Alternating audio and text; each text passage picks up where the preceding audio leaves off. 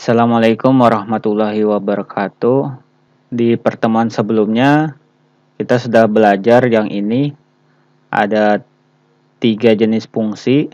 Yang ini namanya fungsi bijektif, yang kedua ini fungsi surjektif, yang ketiga fungsi injektif. Nah, di pertemuan sebelumnya yang kita bahas adalah yang ini. Ini untuk contoh 1, dan yang ini untuk contoh 2, dan contoh 3. Nah, di video kali ini yang kita bahas yang kedua ini. Di sini ada 3 soal yang akan kita jadikan contoh. Kita mulai dengan soal nomor 1.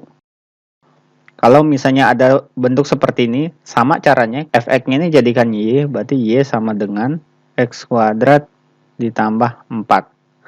Selanjutnya yang x kita pindahkan ke satu ruas, kemudian yang y ke ruas yang lain. Bisa ditulis min x kuadrat sama dengan 4 dikurang y.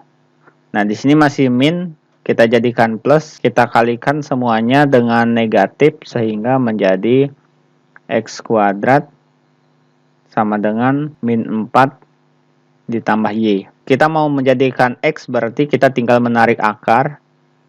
X sama dengan, untuk yang pangkat 2 itu jangan lupa dikasih plus minus di sini sebelum tanda akar, kasih plus minus akar dari min 4 ditambah y. Atau kalau misalnya dibalik boleh juga, dibalik menjadi y kurang 4. Nah, selanjutnya x-nya kita ubah menjadi f inverse sama dengan plus minus, yang di dalam akar y-nya kita jadikan x dikurang 4.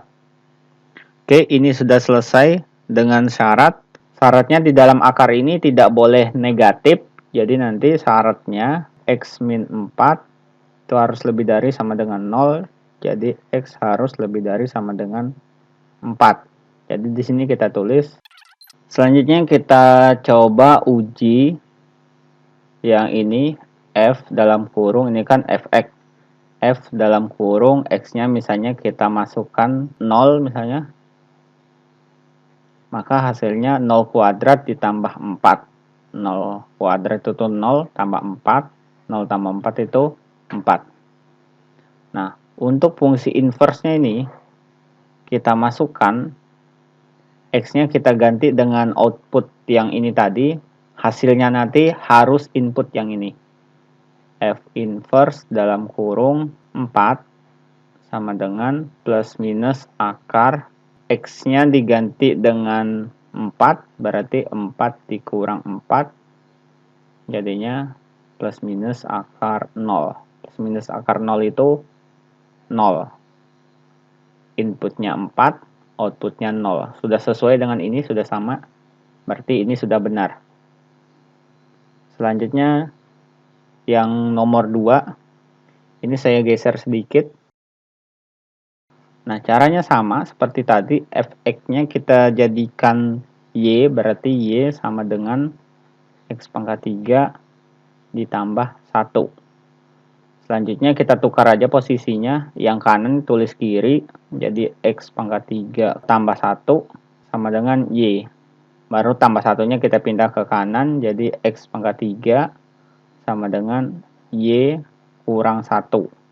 Sama seperti soal nomor 1 tadi, kita tinggal narik akar pangkat 3 dari y kurang 1. Nah, khusus untuk pangkat 3 di sini tidak perlu dikasih plus minus. Tapi kalau pangkat 2 atau pangkatnya genap, semua pangkat genap itu dikasih plus minus, tapi kalau pangkat ganjil itu nggak perlu plus minus. Oke, saya geser sedikit lagi. Nah, selanjutnya x-nya kita ganti dengan f inverse sama dengan akar pangkat 3. Y-nya diganti dengan x, berarti x min 1. Dengan syarat x-nya harus lebih dari sama dengan 1. Artinya di dalam sini itu nggak boleh negatif. Nah, selanjutnya kita uji f dalam kurung, misalnya x-nya kita ganti dengan 1. Maka 1 pangkat 3 itu 1, ditambah 1, hasilnya 2. Kita coba juga yang ini, yang inverse-nya. F inverse dalam kurung yang kita masukkan output yang tadi, 2, sama dengan akar pangkat 3 dari 2 kurang 1. Sama dengan akar pangkat 3 dari 2 kurang 1 itu 1. Akar pangkat 3 dari 1 itu sama dengan 1. Kita cek, oh sama dengan input yang ini. Karena sudah sama, maka ini juga sudah benar. Lanjut nomor 3, ini kita geser, kita tulis lagi di bawah. Nah, untuk yang ini bisa ditulis juga sama seperti tadi, menjadi Y sama dengan X pangkat 2 kurang 6X ditambah 2.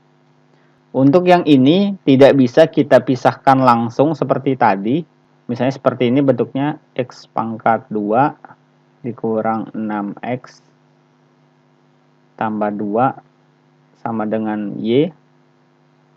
Kemudian 2-nya kita pindah, X pangkat 2 dikurang 6X sama dengan Y kurang 2. Kemudian ini mau kita pisahkan, X buka kurung, X kurang 6 sama dengan Y kurang 2. X sama dengan kayak gini, Y kurang 2 per X kurang 6. Nah, untuk yang ini nggak boleh. Karena di atasnya sudah Y, tapi di bawahnya masih ada X. Ini nggak boleh, nggak bisa. Nah, jadi untuk menyelesaikannya kita gunakan kuadrat sempurna. Kuadrat sempurna itu bentuknya seperti ini. Kalau misalnya ada X tambah 2, kita kuadratkan. Nah, ini namanya kuadrat sempurna. Jadi, bentuk yang ini kalau kita tulis, ini menjadi depannya dikuadratkan, X kuadrat. Untuk yang di tengah kita kalikan semua. Pangkatnya 2 ini kalikan dengan X. 2X kalikan dengan 2, jadi plus 4X. Kemudian yang belakang kita kuadratkan, 2 kuadrat itu 4. Nah, bentuk ini itu namanya kuadrat sempurna. Bentuk yang lain misalnya X kurang 7 dikuadratkan. Ini kuadrat sempurna. Hasilnya X kuadrat, kita kalikan semua, min 14X, yang belakang dikuadratkan, plus 49. Nah, ciri kuadrat sempurna itu, yang di tengah, 2 kali ini. 2 dikali dengan yang ini, untuk yang di tengah. Ini 14, berarti di sini min 7. Untuk yang belakang, ini setengah dari ini dikuadratkan. Setengah dari 4 itu 2 dikuadratkan. Untuk yang belakang ini juga sama. Setengah dari min 14 yaitu min 7 dikuadratkan. Nah, jadi untuk soal ini kita tulis ulang di bawah. Y sama dengan X kuadrat min 6X tambah 2. Untuk yang di sini kita tambahkan dengan sebuah bilangan supaya menjadi kuadrat sempurna. Tambah 2 ditambah, ini kuadrat sempurnanya seharusnya X kuadrat dikurang 6X ditambah separuh dari yang tengah, yaitu 3 min 3 dikuadratkan. Min 3 dikuadratkan itu 9. Nah, jadi kita tambahkan dengan 7 supaya jadi 9. Di sini ditambahkan 7, berarti di sini juga ikut ditambahkan 7. Kenapa ditambah 7? Supaya di sini menjadi kuadrat sempurna, yaitu 9. 9 itu min 3 kuadrat.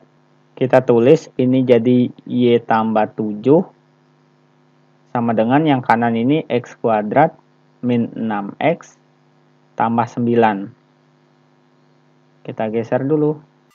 Nah, karena ini sudah kuadrat sempurna, maka yang sebelah kanan bisa kita ubah menjadi buka kurung X min 1 separuh dari yang tengah ini, separuh dari yang tengah yaitu 3 dikuadratkan.